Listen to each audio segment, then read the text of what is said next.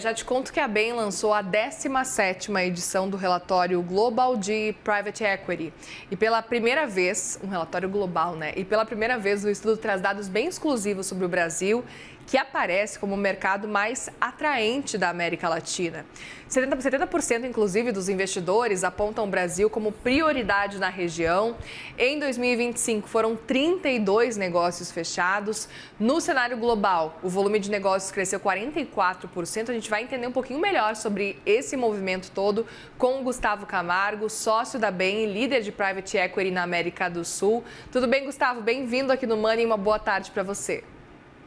Olá, boa tarde. Queria muito Prazer estar aqui. saber, imagina, o prazer é nosso de receber, queria muito saber um pouco mais sobre essa pesquisa que mostra o Brasil, então, como favorito dos investidores. O que está mostrando essa pesquisa especificamente quando a gente olha para o nosso país aqui, Gustavo?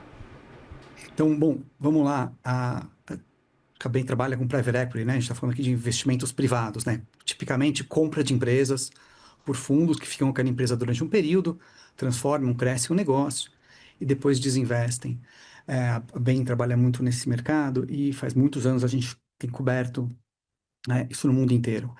Esse ano, até pela importância da situação, a gente fez aqui um double click de olhar o Brasil.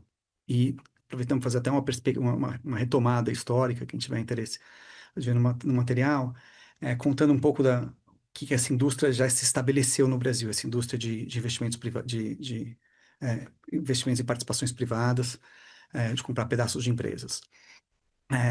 Faz 25, 30 anos que esse ecossistema está se formando, e ao longo desse tempo esse ecossistema criou muitas histórias de sucesso. E quando ele cria histórias de sucesso, tem história de sucesso de empresas que receberam investimento, foram desinvestidas, mas também histórias de sucesso de gestoras que foram estabelecendo credibilidade, histórias de sucesso para os investidores, para os LPs, fundos de pensão, fundos soberanos, etc., que foram vendo que quando feito do jeito que funciona bem no Brasil, Private Equity tem tido resultados muito bons para o ecossistema e para os investidores.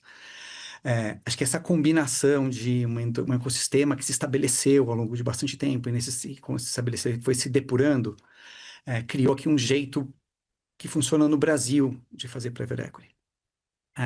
E as gestoras que têm conseguido fazer isso, mostrando consistentemente a capacidade de captar novos fundos, até crescentes, cada vez maiores, colocar esse dinheiro para trabalhar, né, fazer investimentos e depois ter saídas positivas. Isso aqui, ao longo do tempo, foi criando esse track record de sucesso, mas dentro do Brasil, que é esse país com a volatilidade que a gente conhece. Também teve muitas dificuldades e ajustes de formato ao longo do tempo, como lidar com a volatilidade, a dificuldade de janelas de saída, né, de desinvestimentos por condições macroeconômicas, por mercado de capitais fechados, etc. Então, durante o ciclo aqui de 25, 30 anos, o mercado se depurou, criou um jeito Brasil de fazer private equity e criou gestoras que conseguiram mostrar isso acontecendo. Para os LPs, né, para os investidores, fundos de pensão, fundos soberanos, etc., que colocam dinheiro nesse tipo de tese, o mercado de investimento deles é global. E conforme o tempo foi passando, as alocações foram feitas entre tipos de investimento e entre regiões, por todas as dificuldades que a gente tem macroeconômicas na região, no Brasil especificamente, e a enorme competência que o ecossistema de negócios no Brasil tem de criar notícia ruim, de criar ruído de curto prazo, faz com que os investidores acabam perdendo a dimensão da evolução de longo prazo. Então, os gestores globais, os investidores globais acabaram subexpostos no Brasil. Então, quando eles... e foi uma coisa que apareceu na pesquisa, que não é uma pesquisa da BB, é uma pesquisa da Preqin, que a gente usa aqui, acho que o mercado inteiro conhece, que é feita todos os anos, super consistente, conversando com LPs, né, com investidores, e perguntando para eles onde eles estão expostos e onde eles querem aumentar a exposição deles, América Latina, em especial dentro da América Latina, o Brasil, é um lugar onde tem o maior gap aqui entre o quanto eles estão expostos e quanto eles gostariam de estar expostos. E dentre as várias classes de ativo em que o investidor pode estar exposto, private equity, né, que é investir em fundos que compram participações de empresas, é o pedaço do portfólio deles que está menos exposto. Então, tem quase que um efeito duplo positivo aqui. Está subexpostos em private equity em países emergentes e um interesse muito grande de aumentar a exposição ao Brasil. Isso aqui se combina do lado da demanda, criando aqui uma boa intenção dos grandes investidores, de grandes alocadores de capital, os investidores, em se expor mais na região. E essa oferta se combina com o outro lado da demanda, com um ecossistema, que eu estava comentando, de gestoras que conseguiram mostrar aqui, com track record, a forma de fazer private equity no Brasil que dá certo. Com enormes histórias de sucesso em segmentos diferentes, em tipos de tese de investimentos diferentes, ao longo do tempo, né? Não é só um momento de boom, mas ao longo do ciclo inteiro. Esse encontro entre o interesse dos investidores que estão subexpostos na região, parcialmente por culpa nossa de fazer tanto barulho e tanta notícia ruim de curto prazo, com a existência desse ecossistema que cria oportunidades de investimento, acho que a combinação dessas duas coisas pode ajudar o Brasil a entrar num ciclo bem positivo de captação e alocação de dinheiro em médias empresas para acelerar o crescimento delas. Acho que é um pouco isso que a gente viu, não só do interesse dos investidores, mas olhando os resultados ao longo do tempo, como é que isso aqui evoluiu ao longo do tempo, onde estão os principais gargalos de curto prazo, e como a indústria como um todo está se organizando para lidar com esses gargalos. E, Gustavo, aproveito para te perguntar também se esse interesse está concentrado especificamente em quais setores. Você conseguiria citar alguns dos setores da economia brasileira quando a gente olha para esse cenário? Ótimo ponto, porque quando a gente pega essa trajetória mais longa, de 20, 25 anos, tem história de sucesso. E o que chama de história de sucesso é empresas que receberam investimento, passaram por uma agenda de transformação e foram desinvestidas na outra ponta, seja num IPO, na venda para uma outra empresa, com grande retorno, né? A gente tem histórias de sucesso em muitos tipos de indústria. Varejo, bem de consumo, educação, saúde, vários delas. Temas mais de serviços financeiros, serviços financeiros, uma série de tipos, pagamentos, banco, serviços financeiros específicos, empresas que estão no lado de infraestrutura, em infraestrutura de uma forma mais ampla, energia, mais recentemente saneamento, quase que todos os setores de renda discricionária, né, que dependem um pouco das famílias terem um pouco mais de dinheiro, foram bem em alguns momentos do ciclo econômico em que o Brasil conseguiu crescer renda.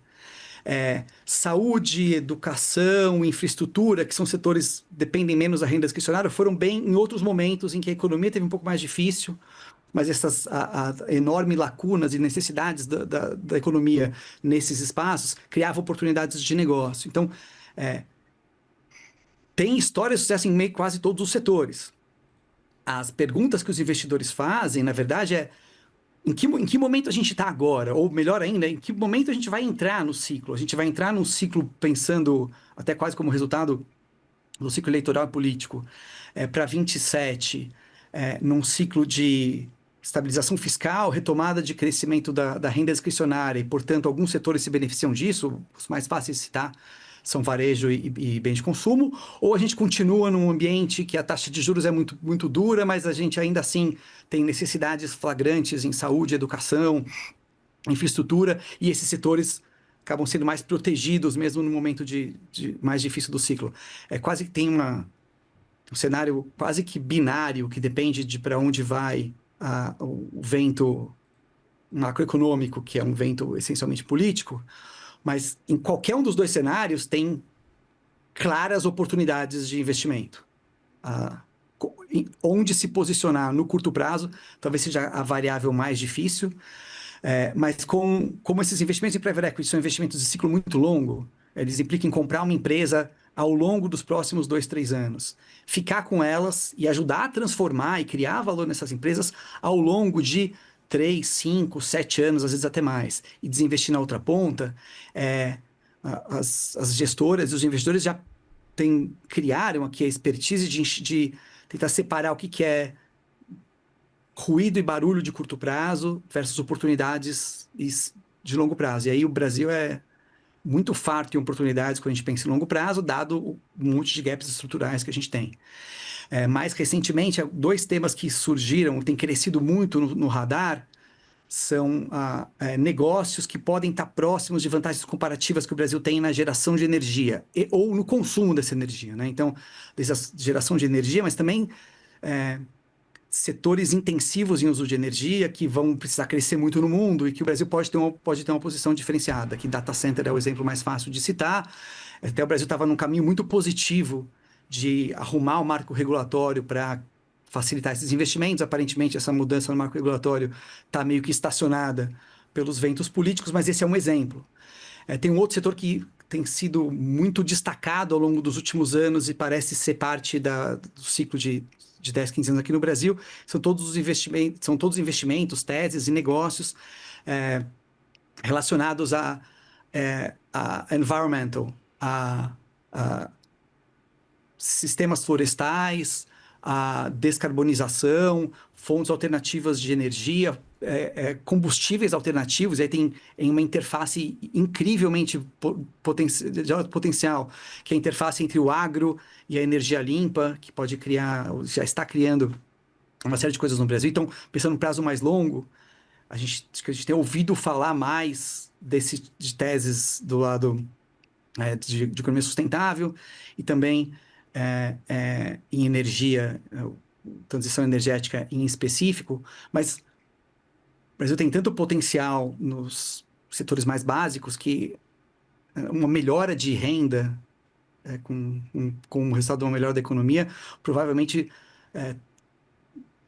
aceleram muitos negócios no espaço aqui de varejo, bem de consumo, que foram tão deprimidos nesse ciclo recente de demanda reprimida e principalmente de juros muito altos. Acho que quase que a resposta para a sua pergunta tem oportunidade para muitos lados, dependendo de para onde for a economia.